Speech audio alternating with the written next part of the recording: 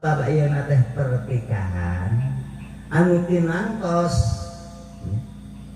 Neng Lisnawati keras deui cek dedi tambih kewajiban urang niatkeun kewajiban teh heulaan bisa babayeuna geus teu bati bareukeun ti mimiti barudak mora nepi ka sepuh dina ngeusi pangajian sabab kewajiban kalalaki teh hiji antu alimaha ida alim tak sok sering diingatkeun kudu mapatahan pamajikan lamun urang apal heuna ros kita para bapak gaduh istri teh gaduh geus sabaraha kali dipapatahan tajwid pamajikan urang atas aja sarua sing kudu pisan ngaku we naon elatna bareng we paling di madrasah untung baheulana santriya jadi teu tanggal deui ngan cacek urang kakurangan teu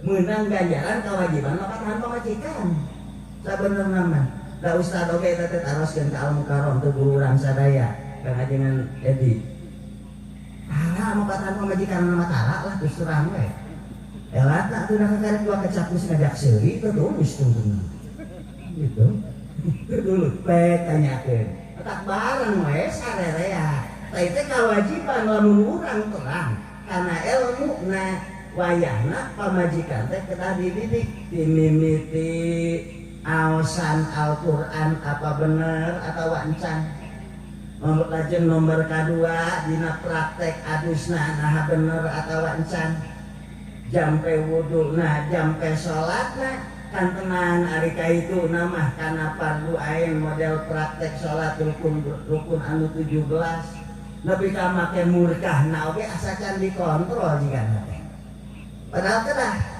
hiji waktu bisi pamajikan urang pas ngalaksanakeun sholat wajibnya umat teh heulanan sholat rek wajibnya kaleresan keuningna teh katingali roromeheunana gitu nya lah tah hayong naros sami henteu jeung di dieu lamun istri keur sholat roromeheunana katingali pas nalika sujud teh kari-kari kanyahoan ku salakina sok dilereskeun tara tara ya kunaon make tara sieun hebat salatna apa ari kitu lamun wae unggal salat jadi salatna dangkeut elatna oratna katingali sabab istri dina salat sakujur badan di luhur saujung rambut jeung kutu-kutuna rambut salaman nolol ka dieu bari kanyahoan ku eta istri kecuali lamun teu kanyahoan teu jadi salatna. Ieu punten kecuali anu biasa dina salat nya keur ka awewe jadi salatna lamun dampaleungeun dugi ka pigeulang sareng pameun teu kumaha rambutna nolol sarua berarti lolomeheun mah teu kaasup. Bayahna eta teh saha nu salah? Punten, salakina anu den tadi ditenta pertanggungan jawab teh. Nya kumaha? Ari ieu pamidal punten ngaranna. Sahanya? Juer gitu lah. Dijuer mah pamajikan aman sanes, pamajikan ente beureun anu nanya lagi ari nu amek mah ditenta pertanggungan jawab mah amang beureun pamajikan siapa lain cenah beureunna. Laras.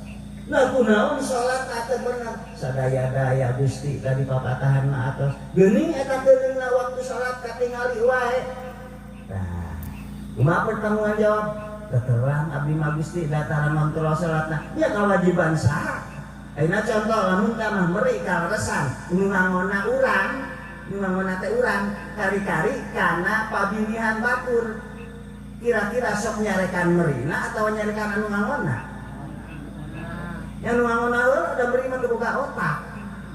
Lainna urang buka pamajikan kali-kali milik urang di luhur saujung rambut dihandap sausap dampak saakosna bahasana qabil tu nikah bil mahril mazkur nakdan nampi abdi nikah putri bapak ngaran anu kanggo abdi nganggo mas kawin tersebut dibayar kontan. Tuh. Tapi harita dipenta pertanggungan jawab kullukum ra'in wa kullukum mas'ulun an ra'iyatihi. Urang ke anu ngangon ka anak, anu ngangon ka pamajikan, kari-kari begitu saja. Jika urang ngangon meri diantap wae kana pabinihan batur, apa meri na anu ditewak? Saurna ti payun mah kantos lamun sebeunang diselehkeun cenah boga meri, aku citu we gatukeun di dia. Aduh, gabina-bina artinya. Ya kan yang teu dipeta pertanggungan jawab teh anu ngangonna. Dan meri aya nu bogaan, gitu contohna sapertos kitu. Ayeuna pamajikan urang salah dipenta pertanggungan jawab teh yakin anu jadi salahina. Eta jerut we, ya Rabbana khudh lana haqqana fa innahu lam yu'allimna. Anak pamajikan ya termasuk keturunan urang. Nya utamina anak pamajikan bakal ngagarankeun ka urang. Pamajikan cicingna dina tongom, anak lalaki lebah katuhu, teras deui anu awewe lebah kenca, nu katilu ngahalangan jalan, anu kaopat muntang dina sukuna. Jawabanana Gusti ieu teh bapa abdi, Gusti ieu teh salaki abdi. Kudlana haqqona, cana ku Gusti hak abdi dieu jelema bapa abdi.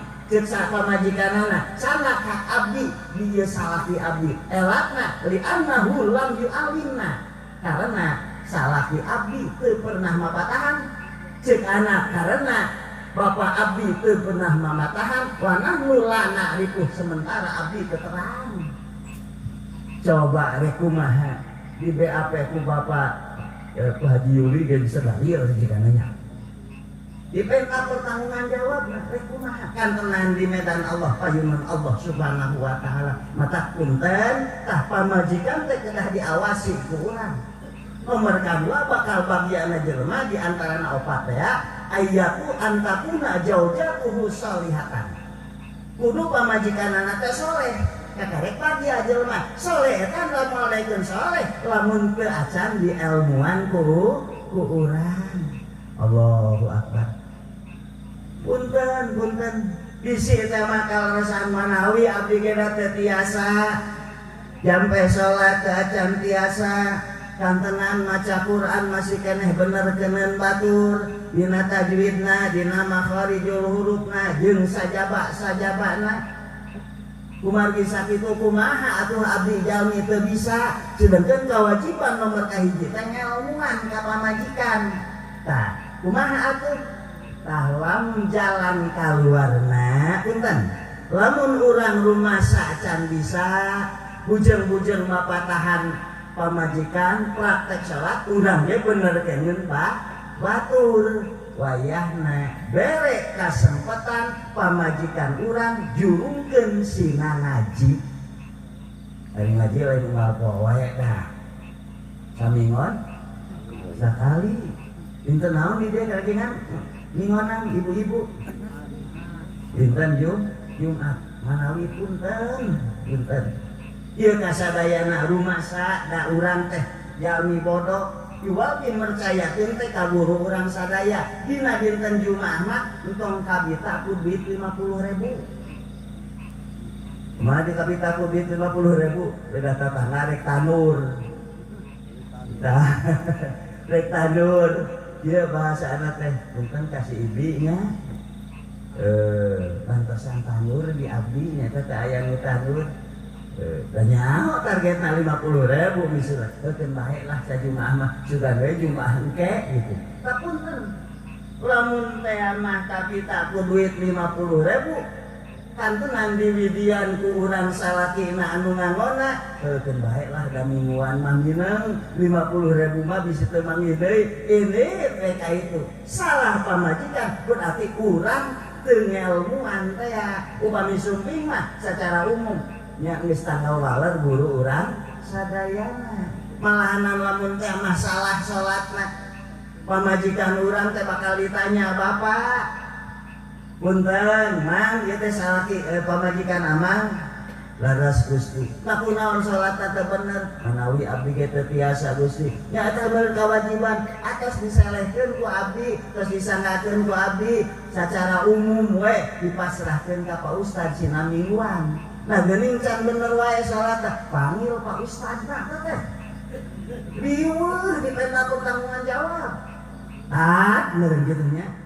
Ieu rakyat ente geus dipasrahkeun pamajikanana titah diwurukan sementara di salat teh acan bener. Meureun cek Ustad teh leres Gusti ieu teh rakyat abdi. Ngan sadaya-daya pokok beak tilu sapeker geus hayo-hayohan beak si eta mah tara datang.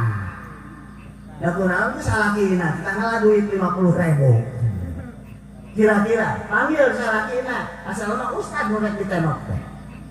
Usah tanggung jawab Ustad gitu udah tara datang si anu mah mata ana rek cicing dina kasalah panggil salakina. Sahan salahna salakina jelas atuh akhirna pamajikanana salah gara-gara teu dielmuan ku salakina. Salakina masrahkeun ka Ustad ahli pamajikanana tara datang ka sabita ku duit 50.000 hampura. Ustad bebas sabab tanggung jawabna tepat. Lajeng nomor kedua salakina tah anu bakal digegewek deui mah. Itu balik deui ka dinya. Ilmuan ku sorangan teu bisa datang ka masjid ka madrasah teh daek kari-kari pas nalika erek didudeukeun Ustad deui. Akhirna punten salakina ditendok. Ana salakina teh cukup salakina da dubu dua teh pamajikanana. Ya akhirna pamajikanana nuturkeun salakina. Bisa oge pamajikan panggeulana sabab salah salatna dituturkeun ku salakina ngajajak teh gitu.